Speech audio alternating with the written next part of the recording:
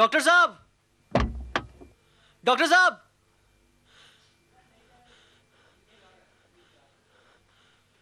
Doctor साहब, doctor साहब, doctor साहब, एक मिनट। शैलेंद्र, इस वक्त मैं बहुत जल्दी में हूँ, बाद में बात करेंगे। डॉक्टर साहब, मेरा आपसे इस वक्त बात करना बहुत जरूरी है। आई एम सॉरी, बाद में बात करना और फोन करके आना। मैंने आपसे इतना कांटेक्ट करने की कोशिश की, आप मेरा फोन भी रिसीव नहीं करते 1 महीने से। मैं आपके क्लिनिक में भी आता हूँ तो आप पेशेंट्स के साथ बिजी होते हैं। देखो शैलेंद्र, इस वक्त मैं इमरजेंसी केस को अटेंड करने के लिए जा रहा हूँ। You come and meet me some other time.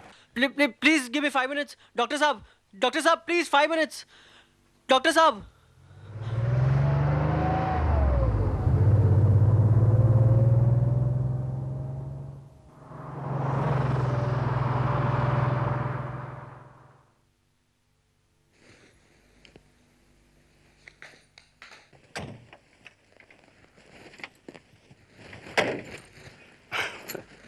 चलो। सुनिए, अतुल और मधु आए। ठीक है, उन्हें बाहर बिठाओ और चाय पिलाओ, मैं भी आता हूँ। मिस्टर डालमिया, डॉक्टर पाठक है। कैसी तबीयत है आपकी? ओके, जी हाँ, ये बात तो है, इस दवाई की रिएक्शन में थोड़ा सा वक्त तो लगेगा, लेकिन इसके साइड इफेक्ट कुछ नहीं है। जी हाँ, नहीं नहीं, चिंता करने की कोई बात नहीं, मैं बैठा हूँ ना। नहीं नहीं, उस दवाई को मत लीजिए, आप इसे ही कंटिन्यू कीजिएगा। जी हाँ, ओ यस, मैं बस 2-3 दिन में फ़ोन करता हूँ आपको। Okay sir, bye.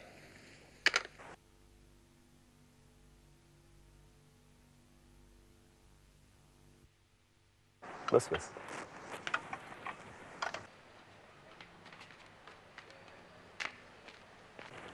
नहीं लीजिए। Hello Atul, what a pleasant surprise. नमस्कार नमस्कार sir, how you? I am fine, very well. Hello Madhu, कैसी हो? बिल्कुल ठीक। Please sit down. जी। और सुनाओ अतुल, कैसे आना हुआ? जी बस आपका शुक्रिया अदा करने चले आए।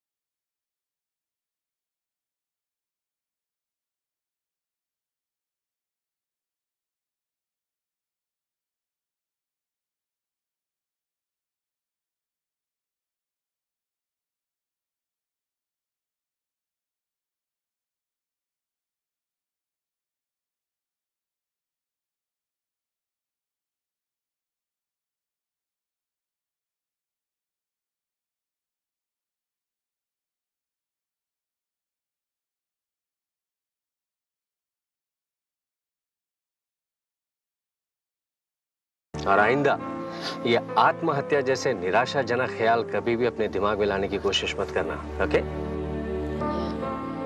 क्योंकि अगर जिंदगी में टूटन है, बिखराव है,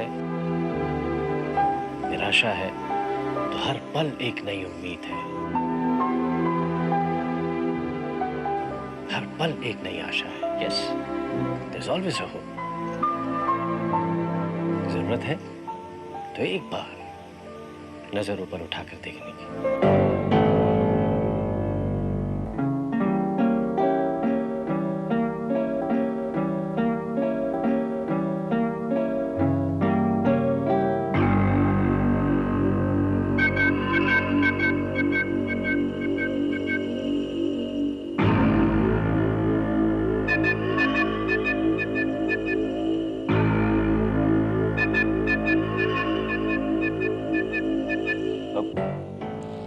फ्राइडे को हमारी शादी की सालगिरह है।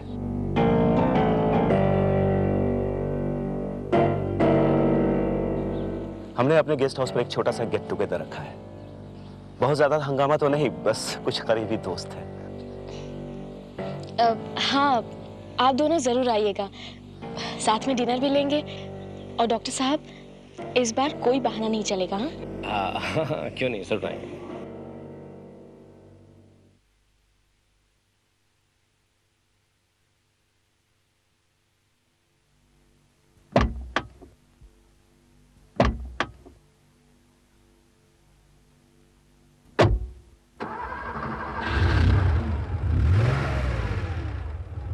बड़ी किस्मत वाली है मधु। उसका पति उससे कितना प्यार करता है। नहीं यार नहीं, कल शाम को पॉसिबल नहीं हो पाएगा। वो अतुल सक्सेना है ना, विभा का दोस्त, उसने अपने मैरिज एनिवर्सरी के मौके पर अपने गेस्ट हाउस में पार्टी रखी है, वहाँ जाना है। Hello sir. Oh hello, doctor साहब से कहो कि मैं आया हूँ। जी हाँ हाँ, सैटरडे ठीक रहेगा। हाँ सैटरडे मिलते हैं। पॉजिटिव। ओके सर, सेलिन साहब आए हैं, आपसे मिलना चाहते हैं। ओह माय गॉड, भेजिए उनको।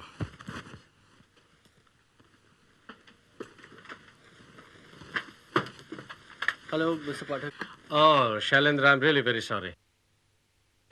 मुझे एक ज़रूरी मीटिंग में जाना। तुम एक काम करो ना, कल शाम मुझे घर पे फ़ोन करना, हम लोग आराम से घर पे बैठ के बात करेंगे। Okay bye. डॉक्टर पाठक, मुझे आपसे सिर्फ 5 मिनट चाहिए।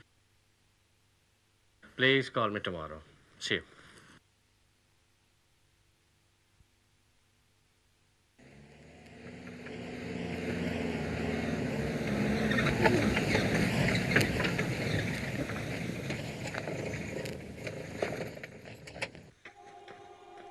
मधु, मधु,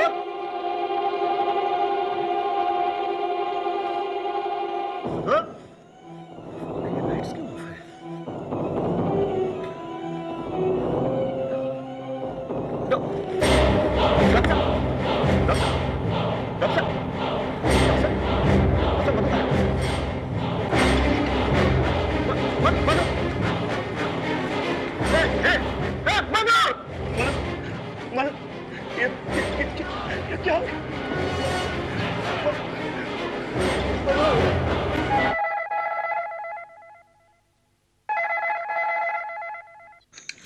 हेलो।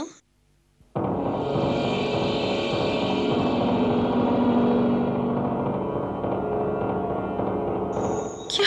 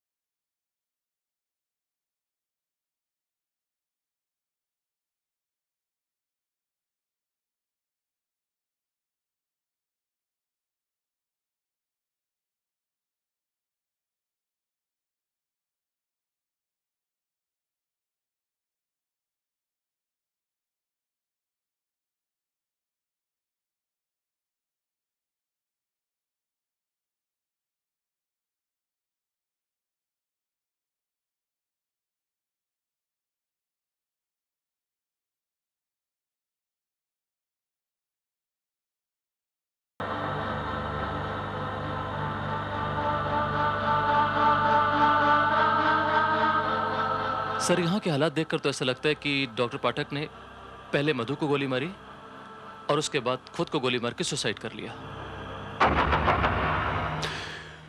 नतीजों पे इतनी जल्दी जंप नहीं किया करते श्रीवास्तव। ओके, लाश को पोस्टमार्टम के लिए भेजने का बंदोबस्त करो। Okay. And wait for my orders. Okay sir.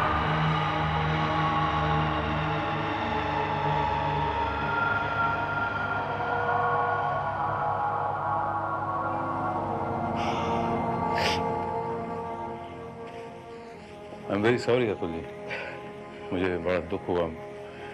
ये सब कैसे हो गया अतुल जी? मेरी और मधु की आज मैरिज एनिवर्सरी थी। मैं सुबह पुणे गया और शाम को लौटा। जब घर पहुंचा तो पता चला कि मधु यहाँ आ चुकी है। और जब मैं यहाँ पहुंचा तो मधु और डॉक्टर पाठक की। तो यहाँ आपकी मैरिज एनिवर्सरी की पार्टी थी? जी, मैंने डॉक्टर पाठक और उनकी वाइफ और कुछ खास दोस्तों को डिनर पे इनवाइट किया था। डॉक्टर पाठक की वाइफ कहाँ है? जी, मैंने इस हादसे की खबर उन्हें फोन पे दी है, वो घर पे थी।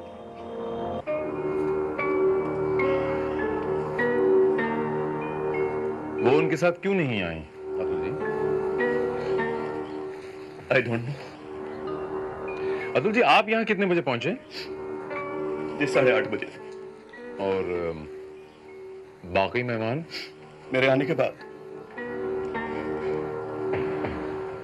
आपके पहुंचने से पहले डॉक्टर पाठक और आपकी बीवी के अलावा इस बंगले में कोई तो होगा, कोई चौकीदार या कोई केयरटेकर वगैरह? जी हाँ, यहाँ का केयरटेकर भगवान दास था। ये भगवान दास कौन है? जी, मैं यहाँ का केयरटेकर भगवान दास। भगवान दास जी, वारदात के वक्त आप कहाँ थे? जी, मेम साहब ने मेहमानों के लिए पास के रेस्टोरेंट में खाने का ऑर्डर किया था। मैं उसी रेस्टोरेंट में खाना लेने गया था। मधु जी यहाँ कब पहुंची भगवान दास जी? यही कोई 6 बजे के करीब। और डॉक्टर पाठक? बस उनके आने के फौरन बाद आ गए थे। उनके आते ही मेम साहब ने मुझे खाना लेने के लिए बाहर भेज दिया और मैं बाहर चला गया।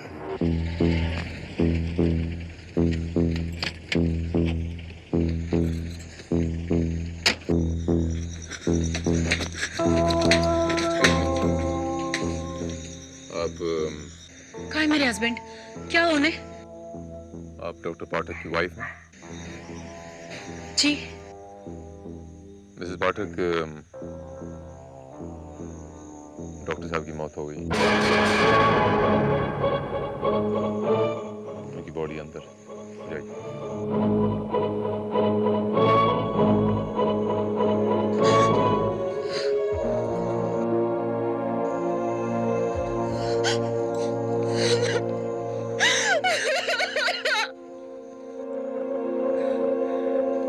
ये क्या हो गया?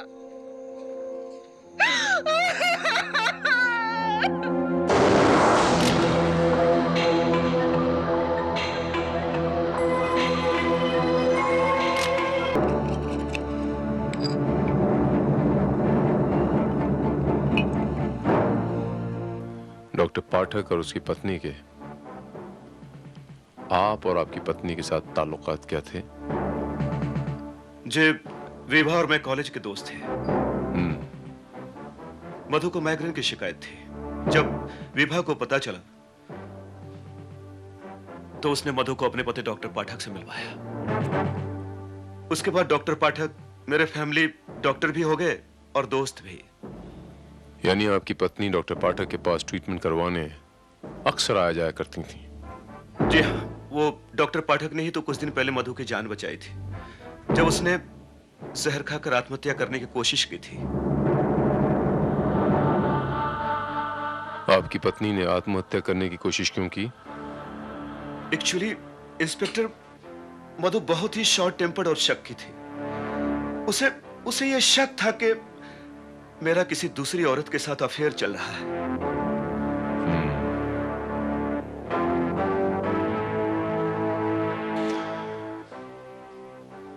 यानी आपकी शादीशुदा जिंदगी कुछ खुशहाल नहीं थी। आपके और आपकी पत्नी के बीच में कुछ मनमुटाव सा था। ऐसी कोई बात नहीं थी। माफ कीजिएगा, कहीं आपकी पत्नी को आपके और डॉक्टर की वाइफ के संबंधों के बारे में कुछ What? नहीं, ऐसा कुछ था मुझे नहीं लगता। और आपको आपकी पत्नी और डॉक्टर पाठक के बारे में कुछ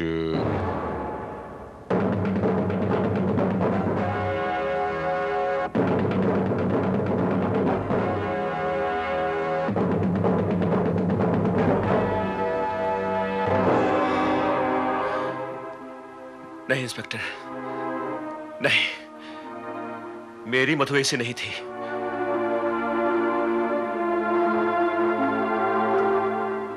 ताज्जुब है, जिन हालात में ये मर्डर्स हुए उसके बावजूद भी आपको शक नहीं है? नहीं इंस्पेक्टर, बिल्कुल नहीं। ये बात आप पूरे यकीन, पूरी ईमानदारी से कह रहे हैं या फिर? जी, पूरी ईमानदारी से कह रहा हूं। अच्छा अतुल बाबू, एक रूटीन सवाल पूछता हूं आपसे। जी पूछिए। कत्ल वाले दिन आप पूना गए थे ना? जी। लेकिन ये बात समझ में नहीं आई कि उस दिन आपकी मैरिज एनिवर्सरी थी और अपनी वाइफ को छोड़ के आप पूना चले गए। काम जरूरी था इंस्पेक्टर। फिलहाल चलता हूं मैं Atul Babu. My sympathies. Thank you inspector. See you letter.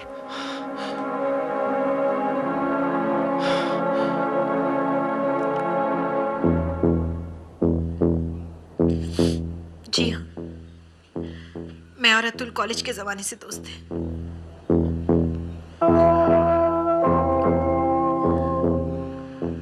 आप उस शाम अपने पति डॉक्टर पाठक के साथ अतुल के गेस्ट हाउस जाने वाली थी डिनर पे, लेकिन डॉक्टर पाठक वहां पहुंच गए, आप नहीं पहुंची। ऐसा क्यों? एक्चुअली इंस्पेक्टर, मेरे हस्बैंड को किसी इमरजेंसी केस के लिए एक पेशेंट को देखने जाना पड़ा। उन्होंने मुझे फोन करके कह दिया कि अगर 8 बजे तक वो घर नहीं आए तो मैं टैक्सी से गेस्ट हाउस पहुंच जाऊं, वो मुझे वहीं मिलेंगे। हमारा घर अतुल के गेस्ट हाउस से काफी दूर है। 7 बजे के आसपास उनका फोन दोबारा आया और उन्होंने कहा कि वो बहुत टायर्ड है, घर आकर वापस गेस्ट हाउस तक ड्राइव करने की उनकी हालत नहीं। तब मैंने ही उन्हें सलाह दी कि वो डायरेक्ट वहां पहुंच जाए, मैं टैक्सी से चली जाऊंगी। टैक्सी से क्यों? आपके पास तो 2 गाड़ियां हैं। जी 2 गाड़ियां हैं, लेकिन दोनों गाड़ियां मेरे हस्बैंड ही ड्राइव करते थे।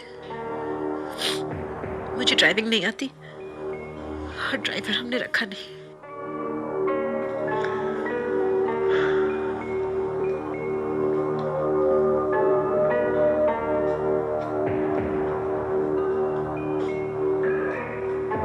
तो आपके मुताबिक आपके हस्बैंड डॉक्टर पाठक यूं इस तरह अकेले अतुल जी के गेस्ट हाउस में सबसे पहले पहुंच गए थे? जी। उसके बाद मैं घर से तैयार होकर निकल ही रही थी कि अतुल का फोन आया और विभा जी, मैं आपसे एक पर्सनल सवाल करना चाहता हूं। आपकी शादीशुदा जिंदगी कैसी थी? I mean, were you happily married couple? जी, हम दोनों एक दूसरे को चाहते थे, समझते थे, एक दूसरे पर विश्वास करते थे।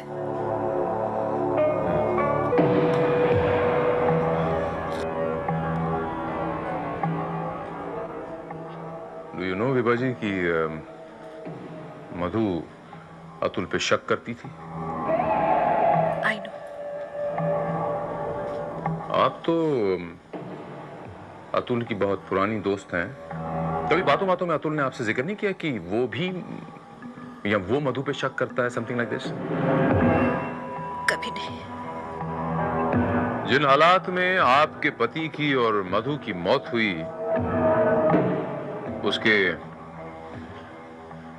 उसके बाद भी आपको अपने पति पे शक नहीं है? जी नहीं। ग्रेट। अच्छा विभा जी, बताइए कि आपके पति के पास वो गन थी, मेरा मतलब वो पिस्टल वगैरह रखते थे?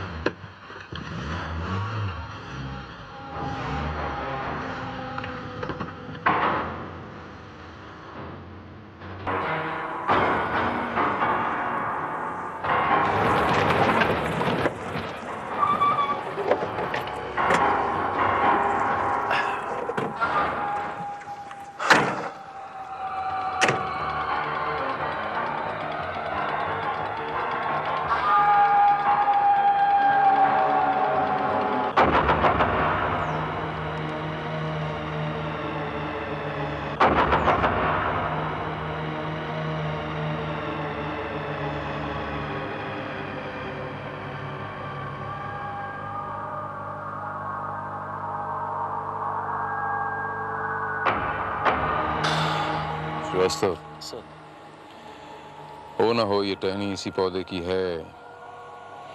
लेकिन सर ये तो बहुत ही कॉमन प्लांट है और ऐसे प्लांट आसपास के तमाम बंगलों में हमें मिल जाएंगे, इसलिए ये कह सकना कि ये टहनी इसी प्लांट की है ये बहुत मुश्किल है सर। मैं मानता हूँ श्रीवास्तव कि इस किस्म के बहुत सारे पौधे होंगे, लेकिन डीएनए नहीं। डीएनए यानी डाइऑक्सी रिबो न्यूक्लिक एसिड, जो इंसानों की तरह अलग अलग पौधों में भी होता है। अगर डीएनए टेस्ट से हमें ये पता चल जाएगा श्रीवास्तव कि ये टहनी इसी पौधे की है या नहीं। ठीक है सर, मैं फौरन इस टहनी का डीएनए टेस्ट कराता हूँ।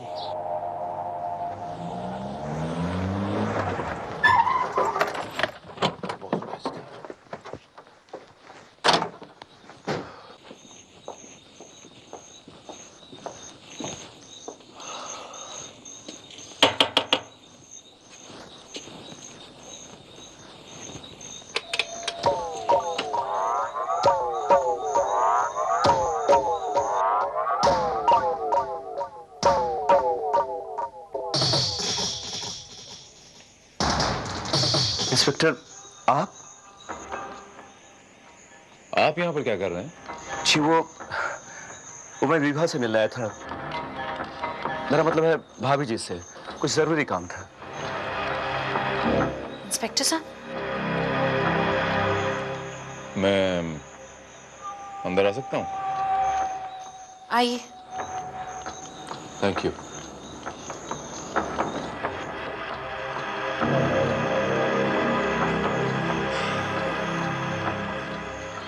विभा जी, आपके पास 2 गाड़ियां हैं।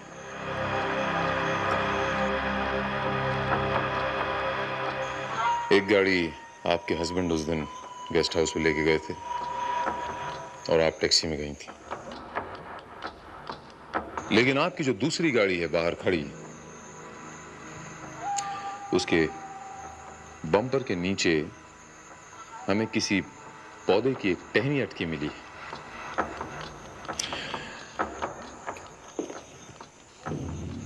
वो टहनी गेस्ट हाउस के पौधे से मेल खाती है। इसके मायने क्या हुए कि कोई ये गाड़ी लेकर गेस्ट हाउस गया था और यकीनन जो ये गाड़ी गेस्ट हाउस लेकर गया है वही कातिल है। इंस्पेक्टर, एक तरह के पौधे तो कई जगह होते हैं और गाड़ी में लगी टहनी किसी भी पौधे की हो सकती है। आप किसी यकीन से कह सकते हैं कि गाड़ी में लगी टहनी गेस्ट हाउस के ही प्लांट के है? वो टहनी और वो पौधे का हम डीएनए टेस्ट करवा चुके हैं, वो दोनों एक ही हैं।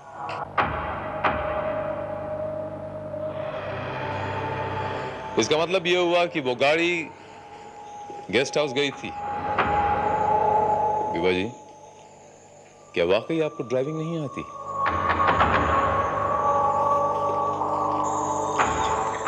आप कहना क्या चाहते हैं इंस्पेक्टर साहब? मैं झूठ बोल रही हूँ? इनफैक्ट दूसरी गाड़ी तो उस दिन तक गैरेज में थी। इंजन में कुछ प्रॉब्लम था। उसी शाम को आई जिस शाम ये हादसा हुआ। विभा जी, गाड़ी को गैराज से घर तक कौन लेके आया था? शैलेंद्र। ये शैलेंद्र कौन है? मेडिकल रिप्रेजेंटेटिव है। काफी सालों से उसका हमारे घर आना जाना है। उसी से कहकर मैंने गाड़ी गैरेज से मंगवाई थी। और उस दिन के बाद ये गाड़ी किसी ने इस्तेमाल की थी? जी नहीं, उसी दिन से बंद खड़ी है। किसी ने उसे छुआ भी नहीं। और मुझे यकीन है कि कातिल ने गेस्ट हाउस जाने आने के लिए इस गाड़ी का इस्तेमाल किया। विभा जी, मुझे वो शैलेंद्र का एड्रेस और टेलीफोन नंबर चाहिए। और हाँ, आपकी जरा वो उस गाड़ी की चाबियां देंगे, मुझे कुछ चेक करना है।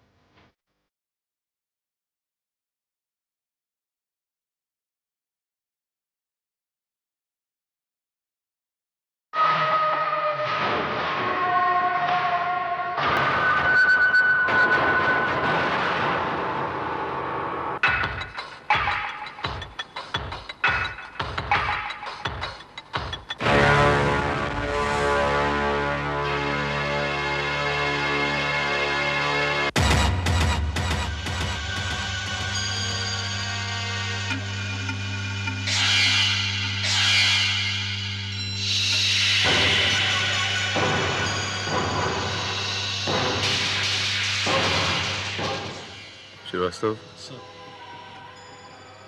इस मिट्टी को और गेस्ट हाउस के लॉन की मिट्टी के सैंपल को लेबोरेटरी टेस्ट के लिए भेजो। मुझे रिपोर्ट इमीडिएटली चाहिए श्रीवास्तव। अगर गेस्ट हाउस के लॉन की मिट्टी इस मिट्टी से मैच करती है तो इसके मायने क्या हुए? जिस शख्स के जूते की हील का एक टुकड़ा है वही कातिल है। ओके। और इस सुराग के बाद वो शख्स मेरे हाथों से बच नहीं पाएगा।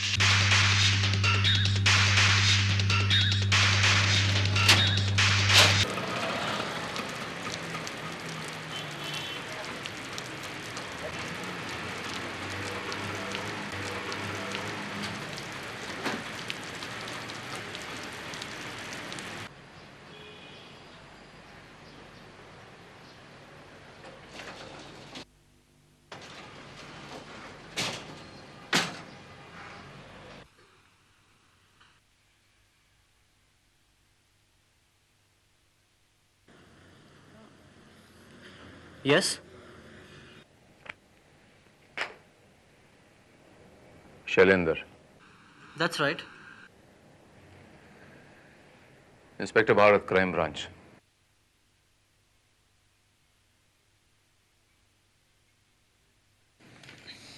जी कहिए, मैं आपके लिए क्या कर सकता हूँ?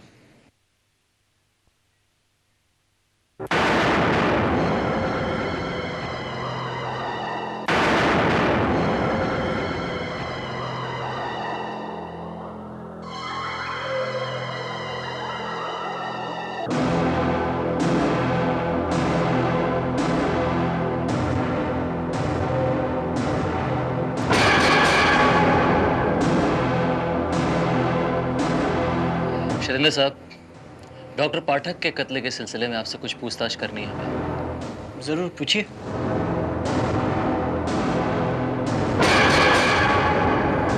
ये बताइए कि डॉक्टर पाठक के कत्ल वाले दिन उनकी कार को गैरेज से लेकर उनके घर तक आप ही गए थे?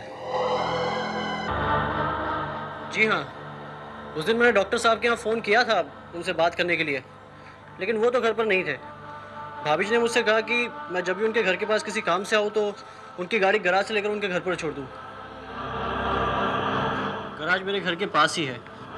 उस शाम मुझे डॉक्टर के घर के पास कुछ काम था, इसलिए मैंने उनकी गाड़ी उनके घर छोड़ दी। तो आप गाड़ी लेके सीधे डॉक्टर पाठक के घर गए थे? जी हाँ। आपको अच्छी तरह याद है? मेरा ख्याल है बीच में आप कहीं और भी गए थे। जी नहीं, मैं कहीं नहीं गया था। आप झूठ बोल रहे हैं मिस्टर शैलेंद्र। You're lying. आप गाड़ी लेके सीधे डॉक्टर पाठक के घर नहीं, बल्कि रास्ते में मिस्टर अतुल सक्सेना के गेस्ट हाउस पे गए थे। मैं आपको कैसे यकीन दिलाऊं कि मैं वहां नहीं गया था?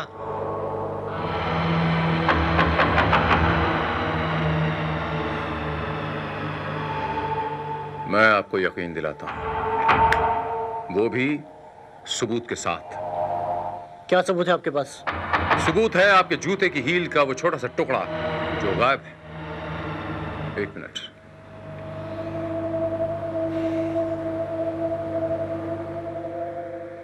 ये देखिए।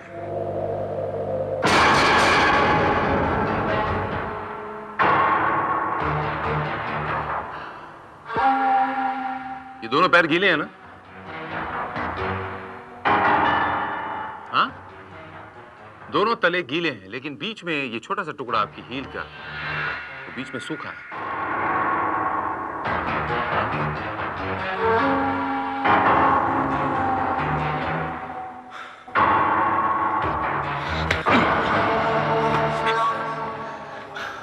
ये आपकी हील का टुकड़ा गायब है। ये टुकड़ा जो यहां बिल्कुल फिट हो रहा है, ये मेरे पास था। ये आपके पास कहां से आया? मेरे पास कहां से आया? मेरे पास डॉक्टर पाठक की गाड़ी में से। तो मैंने कब इनकार किया? मैं जब उनकी गाड़ी उनके घर छोड़ने गया तो उस पर टुकड़ा गिर गया होगा। इससे यह तो साबित नहीं होता कि मैं गेस्ट हाउस गया था या मैंने डॉक्टर पाठक और मधु का कत्ल किया हो। Hey, don't try to be over smart. You understand? Heel के इस टुकड़े पे जो मिट्टी लगी थी वो मिस्टर सक्सेना के गेस्ट हाउस की लॉन की मिट्टी हम लेबोरेटरी में चेक करवा चुके हैं, जिससे ये साबित होता है कि तुम उस गेस्ट हाउस में गए थे और हड़बड़ी में तुमने गाड़ी से वो गमला भी तोड़ा था जिसके पौधे की एक टहनी उस गाड़ी के बम्पर में अटकी मिली थी। अब आप हमें यह बताएंगे कि आपने डॉक्टर पाठक और मधु का कत्ल क्यों किया? मैंने किसी का कत्ल नहीं किया। पुलिस को सच उगलवाने के बहुत सारे रास्ते आते हैं, मुझे मजबूर मत करो। श्रीवास्तव, हिरासत में लो इसे।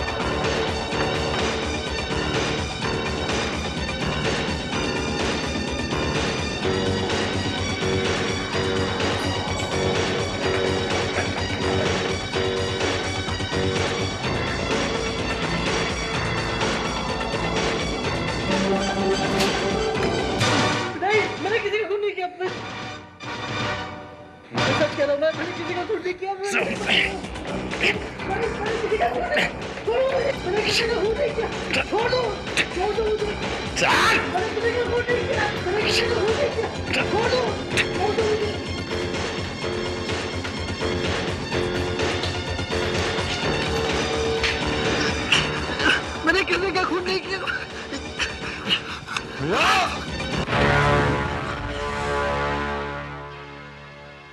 चल जल्दी से मुंह खोल और कबूल कर, बता तूने डॉक्टर पाठक और मधु का खून क्यों किया? इंस्पेक्टर साहब, मैंने जो कुछ भी किया जानबूझकर नहीं किया। मैं तो सिर्फ डॉक्टर साहब से उस दिन बात करने गया था, क्योंकि वो पिछले 1 महीने से मुझे अवॉइड कर रहे थे। लेकिन उस दिन मैंने ठान लिया था कि आज मैं डॉक्टर साहब से बात करके ही रहूंगा।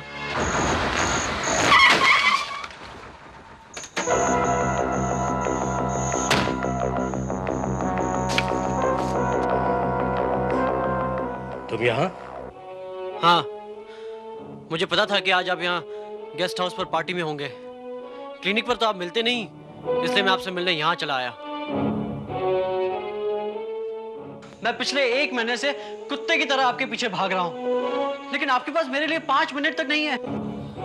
अच्छा जल्दी बोलो, क्या कहना चाहते हो? हमारी कंपनी ने आपको 5 लाख रुपए दिए हैं हमारी दवाइयाँ प्रिस्क्राइब करने के लिए, लेकिन आपने अचानक हमारी दवाई अपने पेशेंट्स को प्रिस्क्राइब करना बंद कर दिया। Why? इसलिए क्योंकि दूसरी फार्मास्यूटिकल कंपनी ने मुझे 10 लाख रुपए दिए हैं 1 साल तक उनकी दवाइयां रिकमेंड करने के लिए। लालची मक्कार, मैं तुमसे 5 लाख रुपए वापस लेकर ही रहूंगा। ये मेरी नौकरी का सवाल है। बदसात, तुम्हारी हिम्मत कैसे हुई मुझे हाथ लगाने की?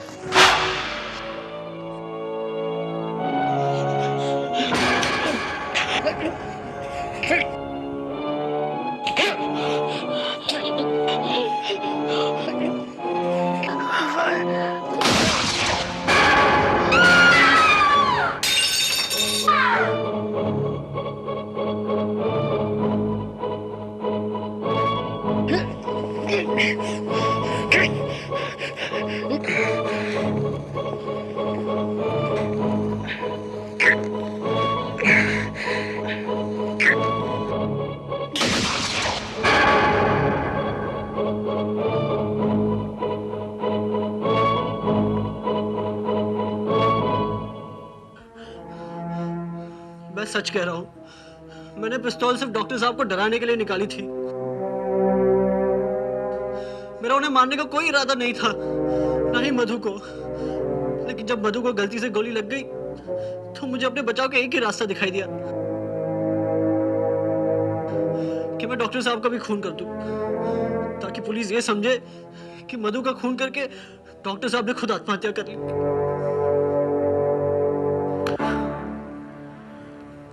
मगर अफसोस, थोड़े से रुपयों की लालच में डॉक्टर पाठक ने डॉक्टरी जैसे पाक पेशे को नापाक कर दिया और इसकी कीमत उन्हें जान देकर चुकानी पड़ी। लेकिन तुम्हारा जुर्म इससे कम नहीं होता। शैलेंद्र बाबू, तुम क्या समझते हो कि 2-2 कत्ल करने के बाद तुम बच जाओगे? हाँ?